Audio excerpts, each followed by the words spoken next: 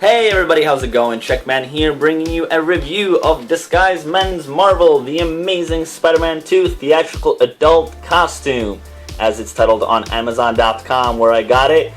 And my first thoughts are, why is the title so freaking long?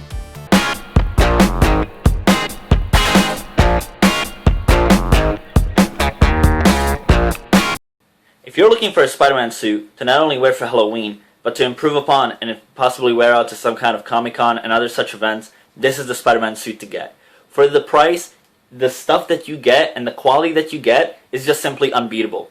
In comparison, 2 years ago when the first movie came out, I bought the Amazing Spider-Man 2 Deluxe costume. The challenge with the first Spider-Man suit is that in the first movie it has a very rubberized look. So going with all the 3D painting and then all the parts of the suit that weren't great, like the lenses, there was no zip on the back. There was actually not even a spider on the back. The shoulders were missing the red part on the back.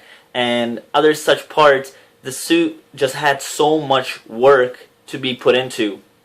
Whereas this suit is pretty much complete. And that's why it's such a great budget suit for cosplaying. So starting with the mask, as you guys can see, the lenses look pretty much perfect.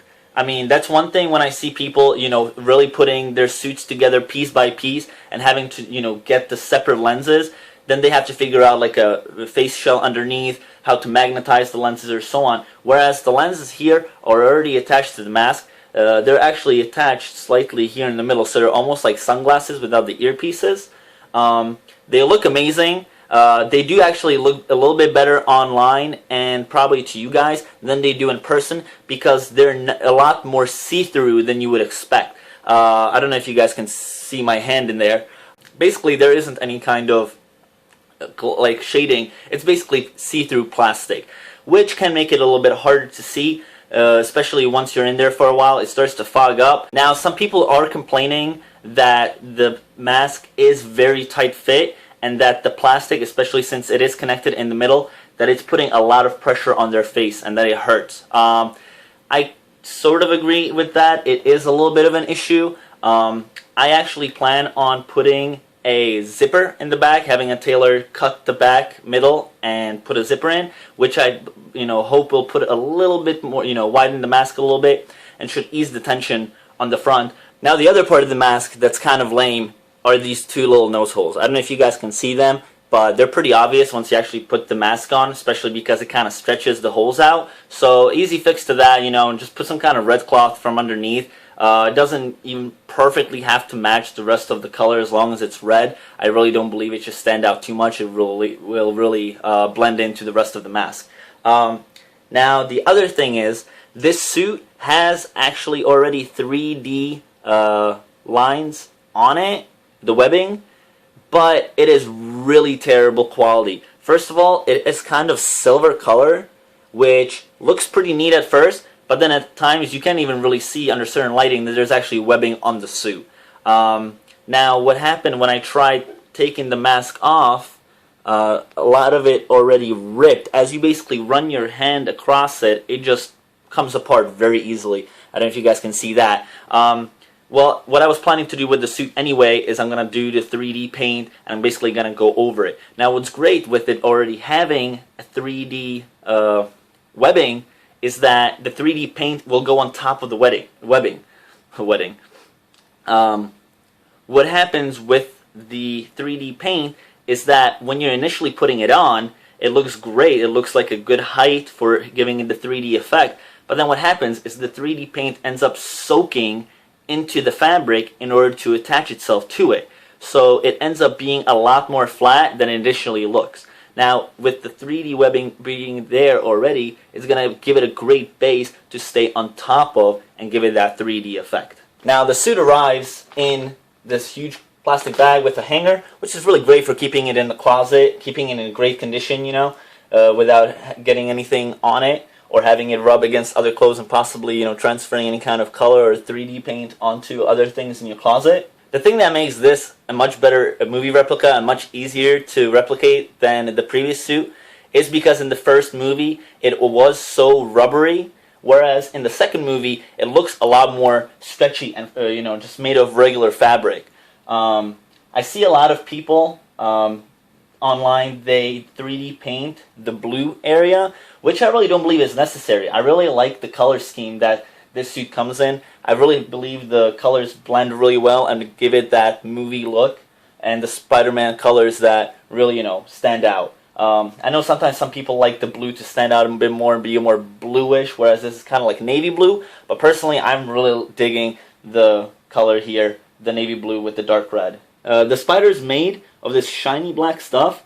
It really looks amazing. I mean, it looks proportional, it looks great. The only thing, because it is whatever type of rubber it is, it tends to catch like dust and stuff on it, which really comes off easy. Just take paper towel and just kind of like wash it off, but shouldn't be too noticeable at all actually. So really the only work to do on the suit, or at least what I plan to do, is basically go over the 3D webbing with the black 3D paint. Now the back spider looks just as good, if not better.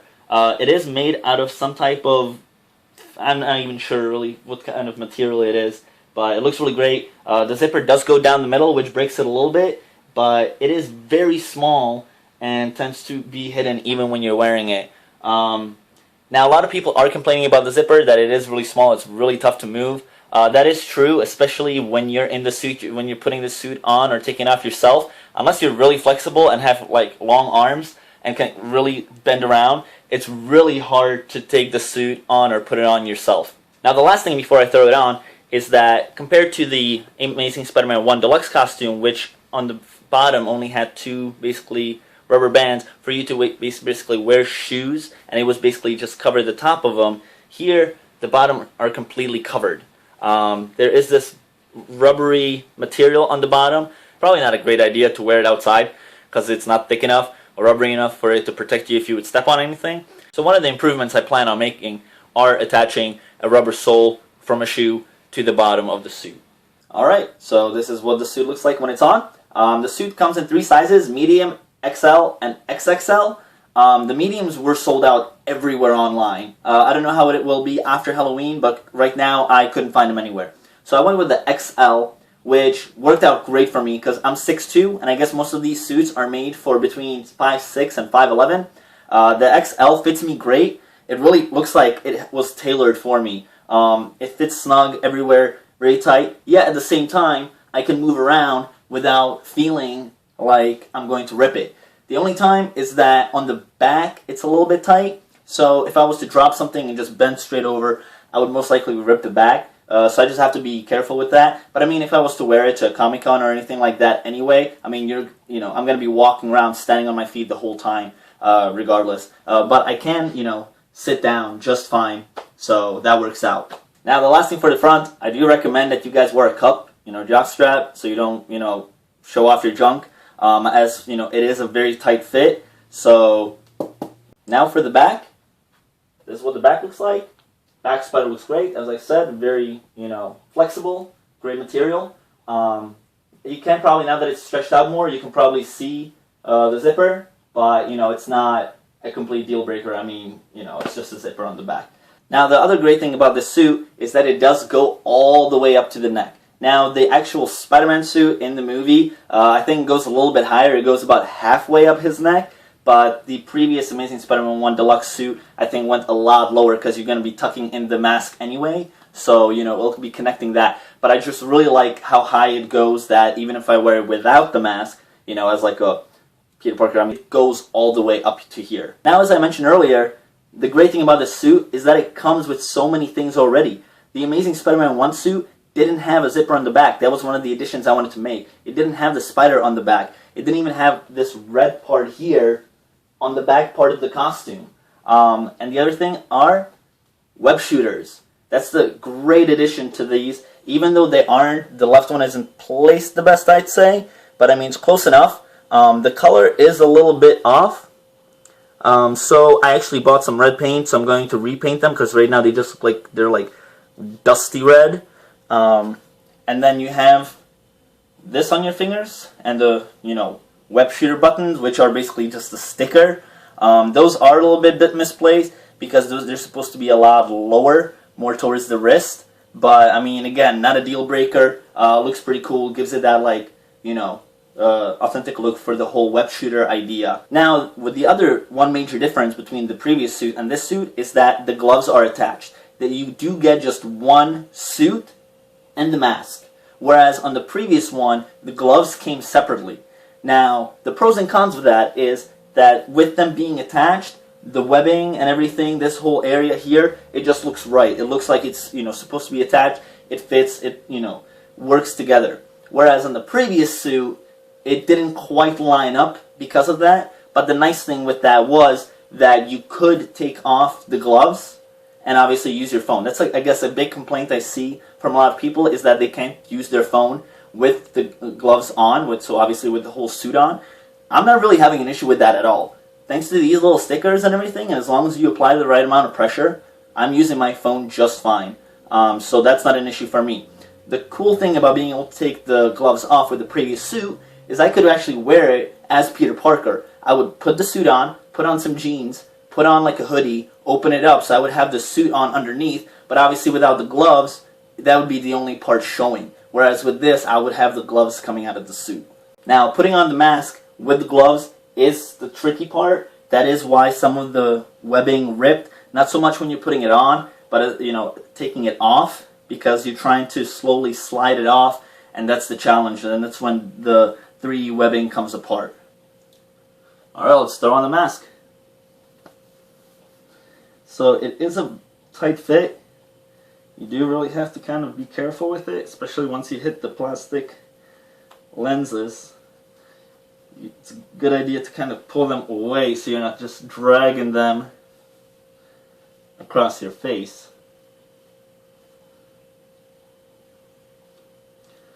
So that all this, adjusting, that's what tends to rip the 3D webbing, obviously.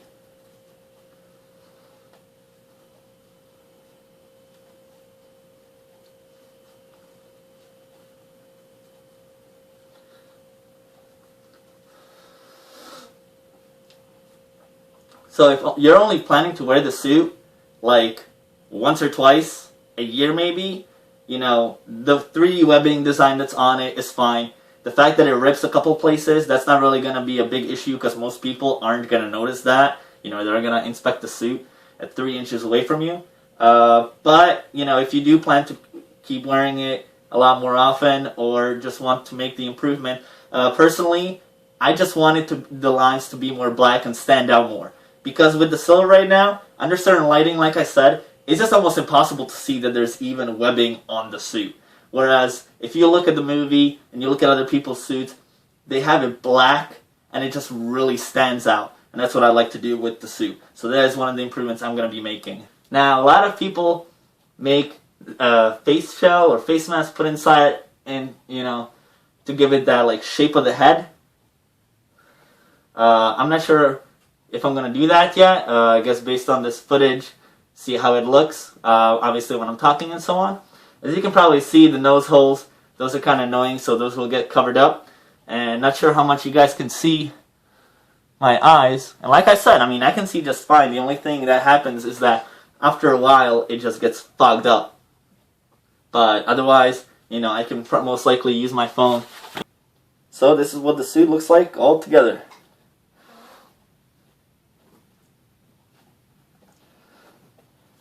With the web shooters and everything. Like I said, for the price, everything that you get, the zipper, the back spider, the web shooters, the 3D design on it, the lenses themselves, that's just it saves you so much money and time, that you would put into making, into working and putting it all together yourself. So as I said in the beginning of the video, and in conclusion, if you guys are looking for a Spider-Man suit to not only wear for Halloween, but Comic-Con and other events like that, this is the Spider-Man suit to get. There are just so few improvements to really make to this suit, such as obviously 3D webbing, maybe put something inside to make the plastic a little easier on the face, repainting the web shooters to make them match a little bit, even though they're fine. And other than that, there really isn't much work to do on this suit unless you don't like the color of the blue. So I hope you guys enjoyed the review. I'm going to go ahead and start making the improvements to the suit now. So if you guys would like to see the end result after I do the 3D painting and a couple of the other things, Make sure to subscribe to Checkman, and I'll see you guys next time.